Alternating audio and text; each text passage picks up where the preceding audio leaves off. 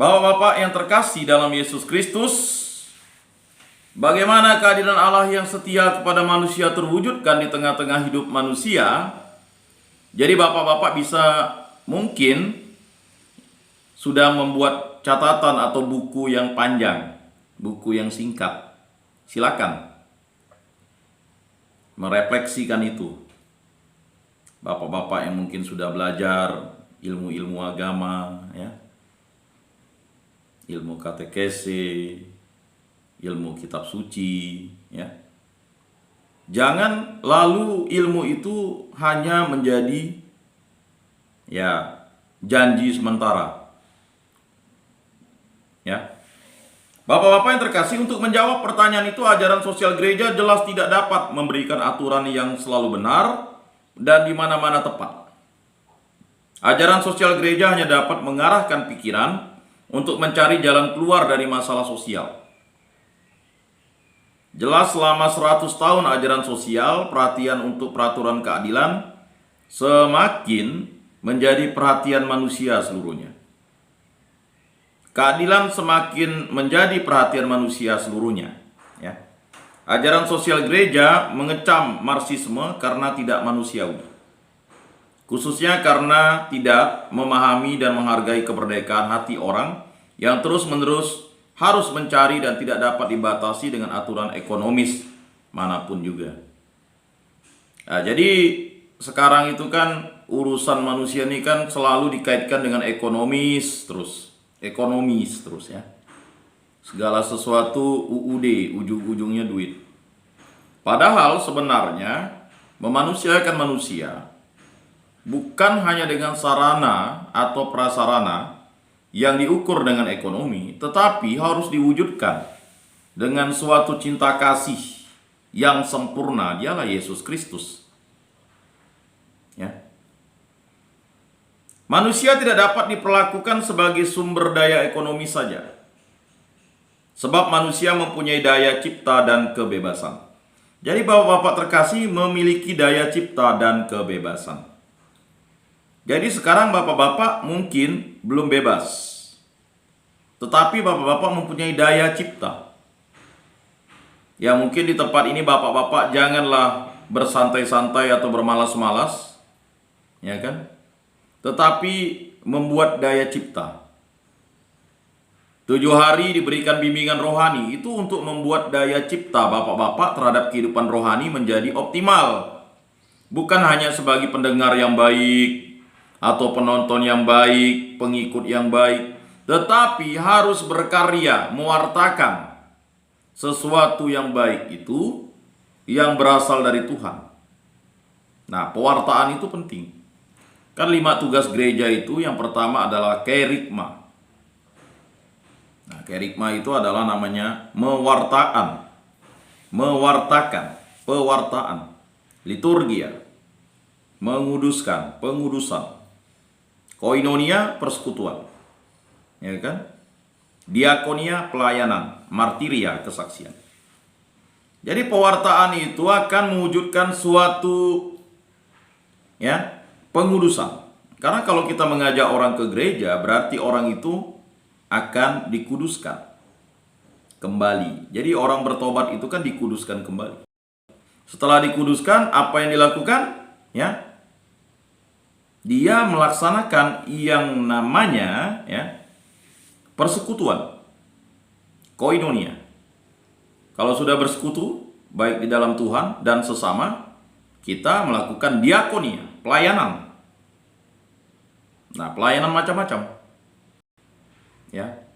Pelayanan gereja, pelayanan sel, pelayanan di rutan, pelayanan untuk sesama, pelayanan macam-macam, dan pelayanan untuk diri sendiri. Selanjutnya martiria, barulah bersaksi atau kesaksian. Nah, hanya manusia sendiri satu-satunya andalan bagi keadilan di dunia ini. Jadi, andalan satu-satunya untuk keadilan di dunia ini adalah manusia. Makhluk lain ya tidak bisa. Makhluk lain ya kodratinya seperti itu. Binatang ya binatang. Masa simpanse mau buat keadilan bagi manusia? Kan tidak mungkin. Walaupun otak simpanse itu 99% mirip manusia, tetapi 1% otak. tidak mirip, kan begitu. Ya. Mau mengajari simpanse, ya kan? Jadi bapak-bapak harus paham, makhluk yang tercerdas itu bukan hanya simpanse ya. Dia mirip otaknya. Ya. Ada beberapa binatang memiliki kecerdasan, tetapi tetaplah binatang. Kita manusia inilah yang manusia sendiri satu-satunya andalan bagi keadilan dunia ini. Mungkin bapak-bapak pernah membaca atau menonton ada wali kota tapi kucing. Bayangkan, binatang jadi wali kota di suatu kota kecil ya. Mungkin bisa dicari nanti. Kan aneh. Ya kan, manusia pemilik kucing itu menyuruh kucing itu menjadi wali kota, bisa ya. Dan ini aneh memang. Aneh tapi nyata. Akibat manusia tidak percaya lagi dengan manusia. Dia percaya dengan makhluk lain yang bisa diperintah. Ya. Semua peraturan dan pedoman keadilan hanya menolong kalau manusia mau berusaha dan berjuang bersama. Nah ini, usaha. Ya. Duit itu kan doa dan firman. Usaha dan pelayanan yang baik dan benar. Berusaha dan berjuang bersama. Kitab suci mewartakan bahwa Allah terlibat dalam hidup manusia. Jadi kitab suci itu mewartakan bahwa Allah terlibat dalam hidup manusia. Jadi kalau kita orang beriman lalu kurang percaya Allah terlibat dalam hidup manusia, akibatnya fatal. Kita mengandalkan kemanusiaan kita yang rapuh. Karena itu kitab suci tetap merupakan inspirasi. Kitab suci itu merupakan inspirasi. Jadi kalau kita tidak punya inspirasi, apa yang kita jalani akan menjadi sia-sia, kata pengkhotbah. Semuanya sia-sia, ya. Kitab suci tetap merupakan inspirasi. Peneguhan.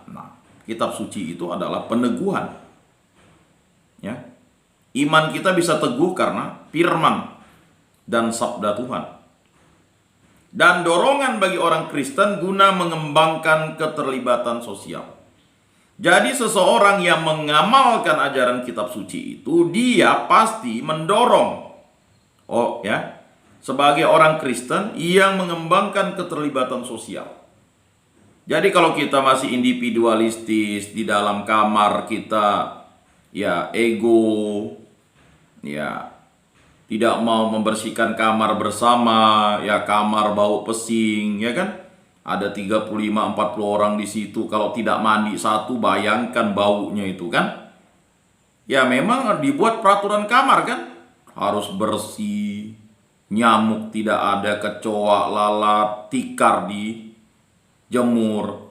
Nah, ketua kamarnya memang harus membuat peraturan. Bayangkan satu kamar. Ada yang mungkin setahun, 2 tahun, 3 tahun, 4 tahun, 5 tahun. Nah, Pak Remang udah tahu lah. Seandainya satu orang saja misalnya melakukan ngompol, bagaimana kamar itu tidak bau pesing kan? Apalagi kalau sudah toilet tidak dibersihkan, ya kan?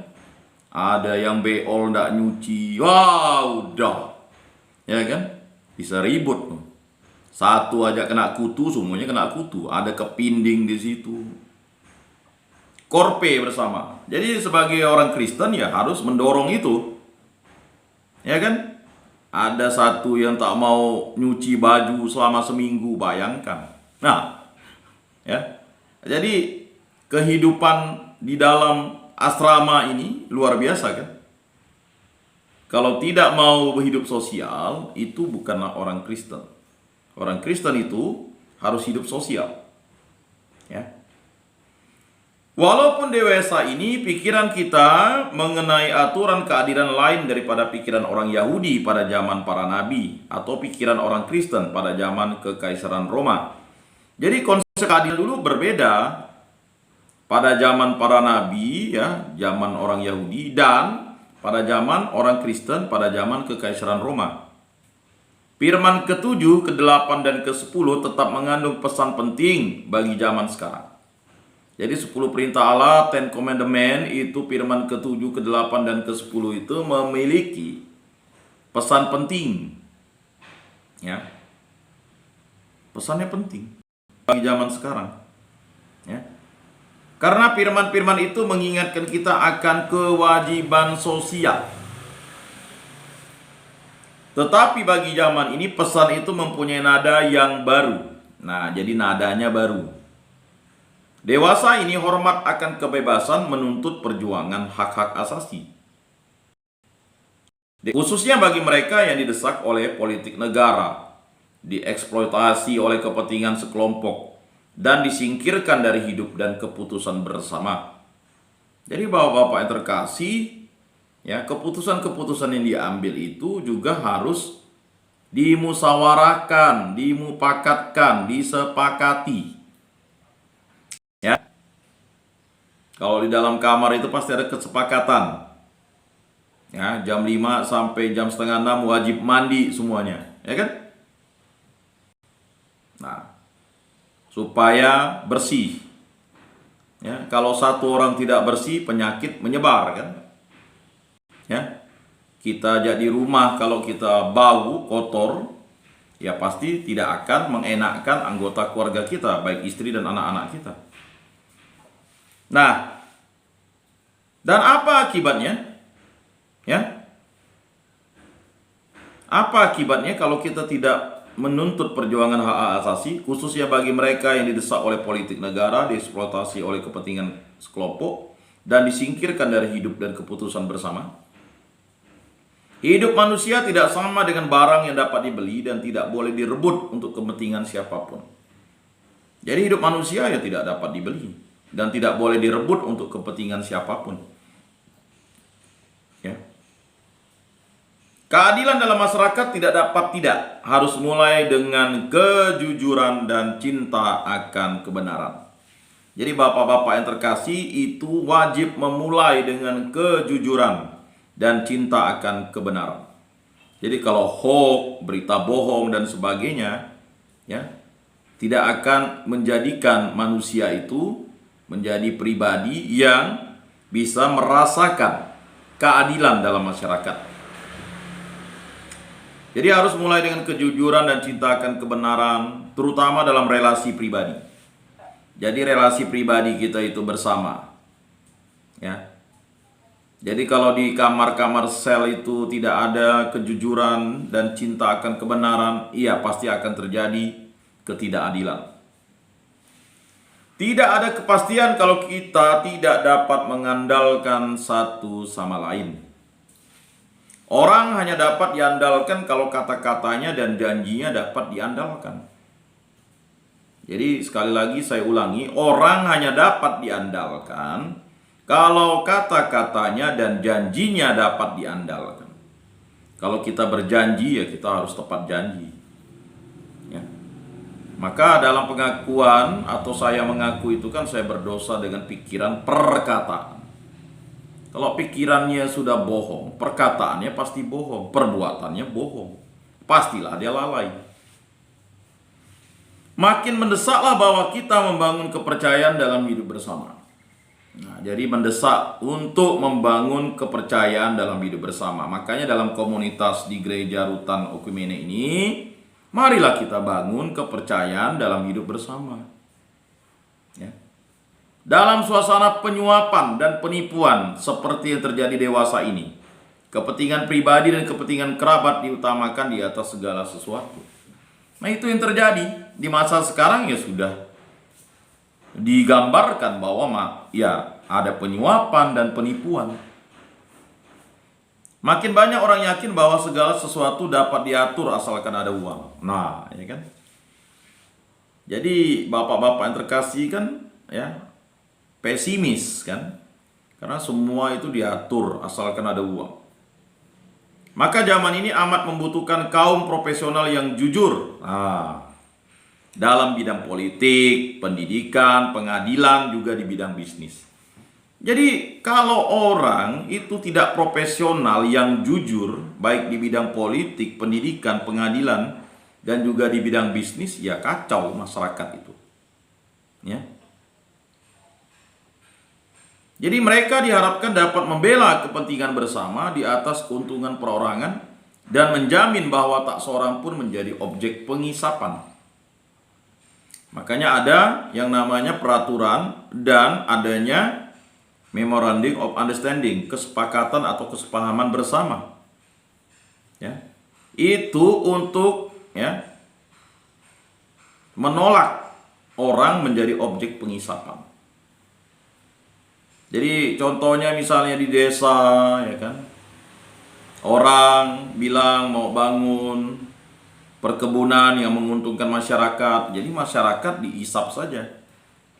Kemudian masyarakat tidak tahu tanahnya sudah dijual oleh oknum.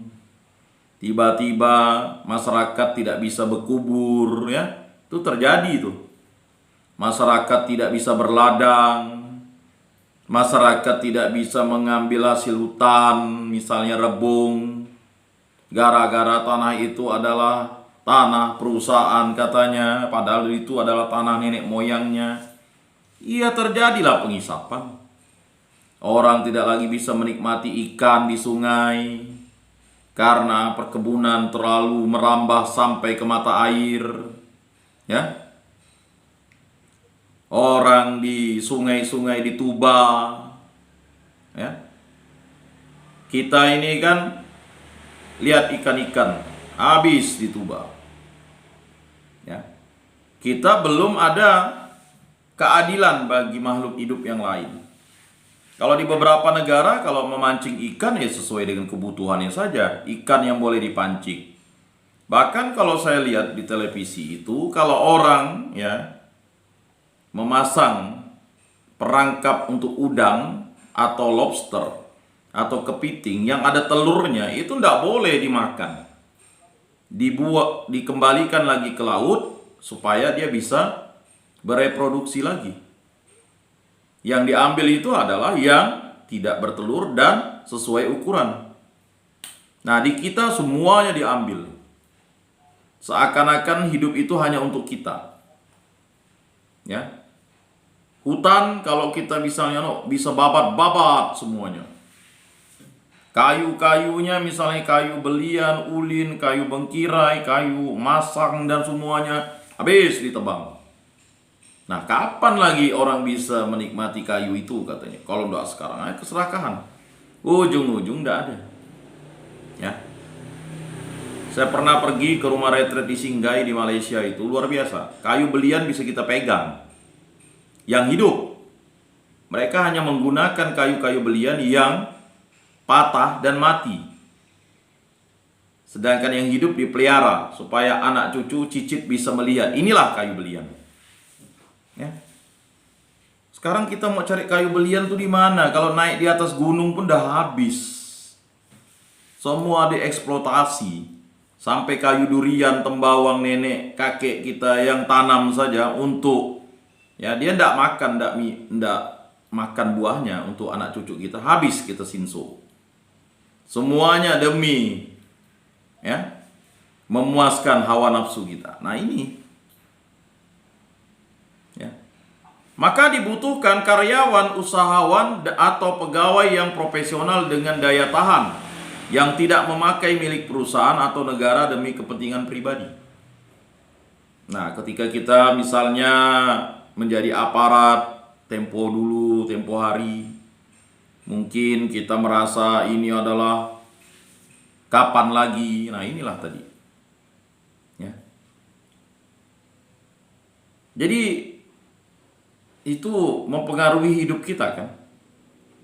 Dibutuhkan jaksa dan hakim profesional yang dapat diandalkan sehingga orang tidak tergoda mencari penyelesaian dengan jalan pintas di luar pengadilan. Nah, itu. Nah, bapak-bapak harus memperjuangkan itu. Perlu jaksa dan hakim profesional. Nah, karena apa? Karena penyelesaian dengan jalan pintas di luar pengadilan itu berbahaya. Kebenaran dan kepercayaan satu sama lain merupakan dasar hidup bersama dan 3 bidang keadilan yang disebut dalam firman ke-7, ke-8 dan ke-10 ya. Jadi ke-7, ke-8 dan ke-10 ya. Kalau ke-5 kan jangan membunuh. Keenam, jangan mencuri, ya kan? Ya. Ketujuh, Bapak apa? Ya. Lupa 10 perintah Allah. Ya kan? Tuhan bersabda, "Akulah Allah Tuhanmu." Yang pertama, jangan memuja berhala, berbaktilah padaku saja dan cintailah aku lebih dari segala sesuatu. Yang kedua, jangan menyebut nama Tuhan Allahmu tidak dengan hormat. Yang ketiga, kuduskanlah hari Tuhan. Yang keempat, hormatilah ibu bapamu. Yang kelima, jangan membunuh. Ya kan? Yang keenam, jangan berzina. Yang ketujuh, jangan mencuri. Nah, yang kedelapan, jangan bersaksi dusta kepada sesamamu manusia. Kalau yang kesembilan, jangan ingin berbuat cabul. Yang kesepuluh, jangan ingin akan milik sesamamu manusia secara tak adil. Nah, yang ketujuh, kedelapan, kesepuluh itu jangan mencuri, jangan bersaksi dusta, jangan ingin akan milik sesamamu manusia secara tidak adil. Yakni menghargai kebebasan seseorang, nama baik dan miliknya tetap merupakan pokok-pokok keadilan. Hanya saja sekarang pokok-pokok itu lebih berdimensi sosial bahkan mondial. Pokok-pokok itu juga menerangkan bahwa manusia dalam dimensinya yang paling dalam adalah bersifat sosial. Jadi Bapak-Bapak yang terkasih, kalau kita ingin hidup bagus, hidup baik, benar, ya kan, terutama di dalam kamar-kamar kita, di luar kamar kita, di dalam gereja, di lingkungan rumah retret ini, ya kita harus menghindarkan yang ketujuh, kedelapan, dan kesepuluh ini untuk memperjuangkan keadilan. Ya, jangan mencuri, jangan bersaksi dusta, jangan ingin akan milik sesama manusia secara tidak adil. Hidup kita di dalam kamar, dimanapun, kita akan diterima oleh semua orang. Kejujuran, tidak bohong, tidak bersaksi dusta. Lalu keinginan untuk mencuri, nah ini. Jadi hidup pasti enak, ya. Untuk menyelesaikan soal tenaga kerja diperlukan profesionalisme dan etika profesi. Dalam hal ini orang hendaknya bekerja tidak demi uang semata-mata dan demi kenikmatan hidup saja. Jadi kita ini bekerja bukan untuk uang, Bapak-Bapak yang terkasih, dan kenikmatan hidup saja. Tetapi bekerja itu adalah bagian dari memperjuangkan keadilan. Ya. Ia hendaknya menyadari dengan pekerjaannya ia tidak hanya terlibat dalam proses produksi, tetapi juga dalam proses pembangunan masyarakat. Jadi kita bekerja itu, baik kita yang buka perusahaan, baik yang kita buka koperasi, baik yang kita buka toko, baik yang kita buka usaha-usaha lainnya, itu adalah demi pembangunan masyarakat. Kita buka kebun jagung, kita buka kebun kacang, kita buka kebun sayur, itu untuk pembangunan masyarakat. Ya. Apa yang berlaku pada taraf mikro juga benar untuk tata kehidupan makro dalam dunia internasional. Jadi kehidupan mikro itu kehidupan bersama dengan masyarakat kecil, ya nanti akan berdampak bagus untuk kehidupan makro. Contohnya negara-negara di Skandinavia, contohnya Swiss. Bayangkan Bank Swiss itu kan terkenal karena kejujurannya. Tetapi sering digunakan untuk menampung, sering ya, kita tidak tahu untuk menampung apa ya.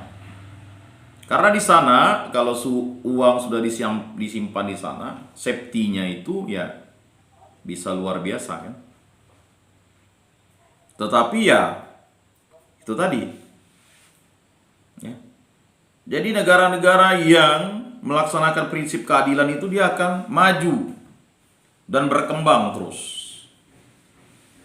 Ya, tetapi negara-negara yang tidak menjunjung tinggi prinsip-prinsip keadilan tadi, ya itu akan susah. Sulit.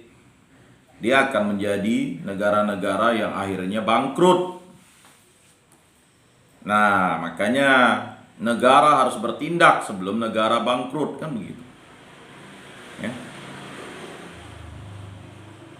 Jadi ia hendaknya menyadari dengan pekerjaannya tidak hanya terlibat dalam proses produksi tetapi juga dalam proses pembangunan masyarakat. Saya ulangi lagi ya. Apa yang berlaku pada taraf mikro juga benar untuk tata kehidupan makro dalam dunia internasional. Ekonomi internasional berarti partisipasi semua bangsa dalam pembangunan dunia menuju masa depan. Jadi membangun manusia masa depan itu kan negara-negara itu membangun. Ya. Jadi sektor-sektor produksi. Makanya dipahami atau tidak, bapak-bapak berada di dalam rumah retret ini, ya kan? Mulailah untuk bercocok tanam misalnya. Kalau ada pot-pot, ya. Jadi mengembangkan hidup untuk hidup yang hijau, ya. Kalau suasana di dalam hijau kan enak gitu.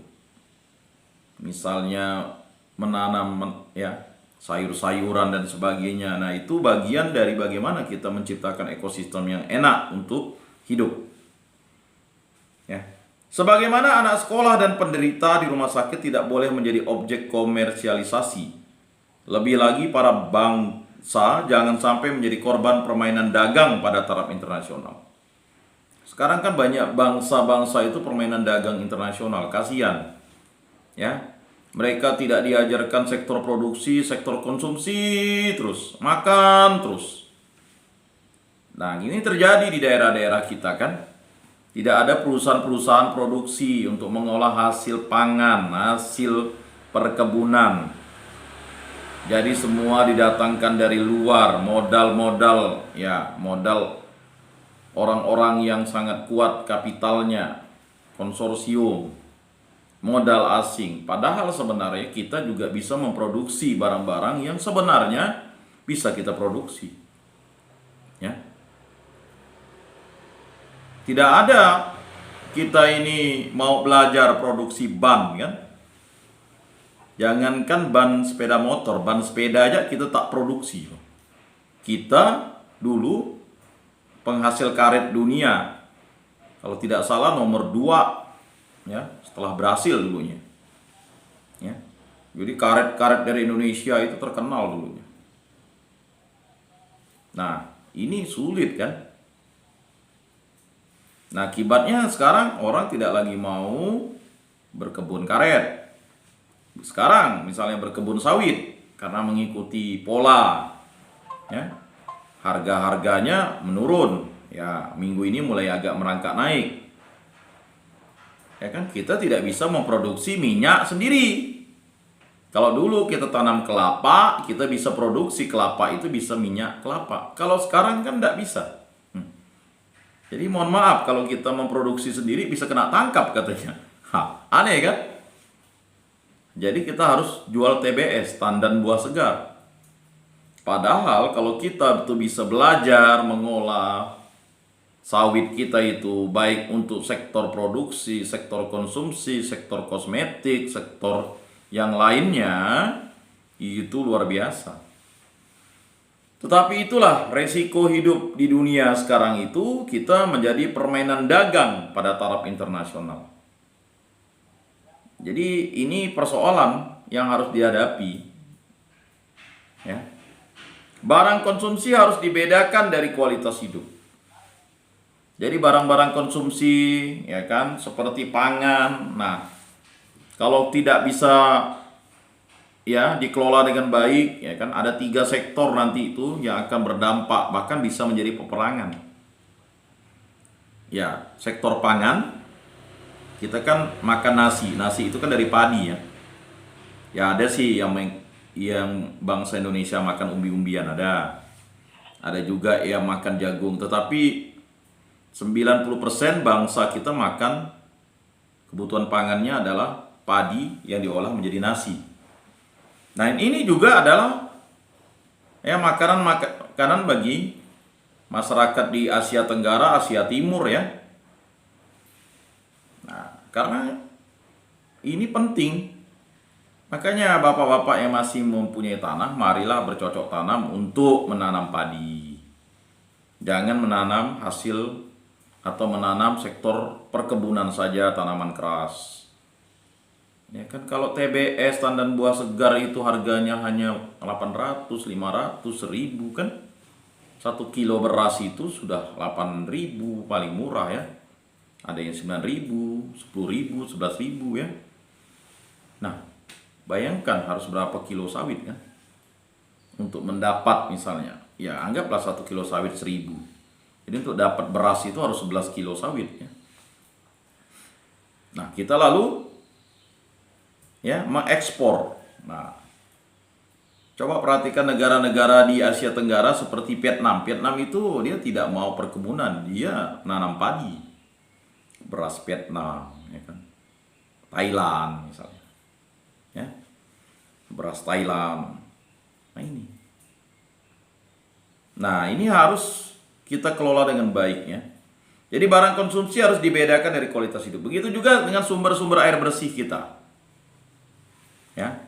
Pak Remang di sana mungkin agak sulit mengkonsumsi air hujan ya. Kalau kita di Pontianak itu biasa minum air hujan kan. Nah, jadi kita ini luar biasa. Bapak-bapak yang terkasih itu yang berada di rumah retret ini minum air hujan kan. Kalau saya mulai dari bayi, dari lahir sampai sekarang minum air hujan. Nah, banyak di antara kita ya tidak minum dari air hujan. Dia minum dari air sungai atau air mata air. Kemudian energi. Nah, energi ini penting nantinya. Ya. Sumber energi kita tuh ya luar biasa. Tapi kalau misalnya hutan-hutan digunduli, tidak ada lagi sumber energi misalnya dari air. Jadi sumber misalnya untuk pembangkit mikrohidro itu ya dari air-air sungai, ya sungai yang menjadi kering ya tidak bisa. Mengandalkan matahari, kita ini tropis ya. Mataharinya tidak sekuat di daerah-daerah yang memang ya subtropis atau daerah-daerah yang memang musim keringnya tinggi. Kalau kita kan bukan musim kering, kita musim kemarau. Ya memang bisa sih diandalkan di daerah tepi-tepi. Ya tetapi sumber energi itu penting. Ya sekarang orang tinggal mengecas HP dengan menggunakan charger bisa. Ya. Nah ini penting untuk dipahami bahwa sumber energi. Nah, Bapak-bapak yang terkasih, mengapa ini harus diberikan kepada kita dalam kegiatan katekese? Karena ini penting. Paham ekonomisme itu sudah masuk ke dalam pelayanan-pelayanan kita. Mohon maaf misalnya ya, kalau berkhotbah di sini harus sekian. Jadi ya akibatnya kasihan para jemaat dan umat. Firman dan sabda Tuhan dikomersialitaskan. Nah, itu repot nantinya. Ya. Keadilan ditentukan bukan berdasarkan ya barang, tetapi oleh kesejahteraan orang. Jadi sejahterakah kita bersama? Bapak-bapak yang terkasih, ya, pengurus gereja Rutan Okumene ini luar biasa loh programnya. Ingin mensejahterakan seluruh anak-anak Tuhan, baik yang Katolik, baik yang Kristen Protestan, dan semuanya. Tetapi kok masih ada tanggapan dari anak-anak Tuhan tuh yang tak mau gabung, alasannya tidak layak, tidak pantas, ya kan, dagang lah, macam-macam, ya kan. Padahal ya ini merupakan program kesejahteraan. Apalah gunanya kita memperoleh harta di muka bumi ini tetapi mati, tetapi kita tidak sejahtera. Maka Yesus kan selalu mengucapkan salam damai dan sejahtera. Salam kasih itu kan salam Kristus. Kasih itu adalah Tuhan. Deus Caritas Est. Allah adalah kasih. Tuhan adalah cinta. Yesus Kristus adalah cinta kasih. Yesus adalah kasih. Ya. Jadi mengapa kita tidak mau hidup sejahtera? Ya. Kita berada di gereja ini kan kita bisa sejahtera. Walaupun dengan berbagai kesulitan, kerumitan, masalah, kendala. Kalau ada yang sakit didoakan, ya kan? Ada yang mau dipulihkan, dilepaskan dari persoalan, didoakan bersama. Tuhan hanya sejauh doa. Komunikasi apa yang bisa membuat kita berkomunikasi dengan Tuhan? Ya doa. Mana bisa kita Facebook, WA dengan Tuhan? Facebook bagus, marilah kita berdoa, ditulis doanya di Facebook, tapi tidak didoakan. Tong kosong nyaring bunyinya. Ya kan? Di WA bagus, doa firmannya, tetapi ya tidak dilakukan. Tong kosong nyaring bunyinya. Nah, selanjutnya pusat kebudayaan adalah manusia yang dihargai sebagai subjek yang berdaulat dan oleh karena itu diberi kemungkinan mengembangkan diri secara otonom. Jadi bapak-bapak yang terkasih ini, ya luar biasa program di tempat ini, diberikan yang namanya mengembangkan diri secara otonom. Ada lembaga yang mendidik bapak-bapak untuk bisa memahami ilmu agama, ya puji Tuhan. Ada pelayanan-pelayanan dari berbagai gereja, puji Tuhan. Ada pelayanan-pelayanan dari komunitas, puji Tuhan. Ada yang memiliki kemampuan IT, bisa menggunakan jaringan online seperti ini, puji Tuhan.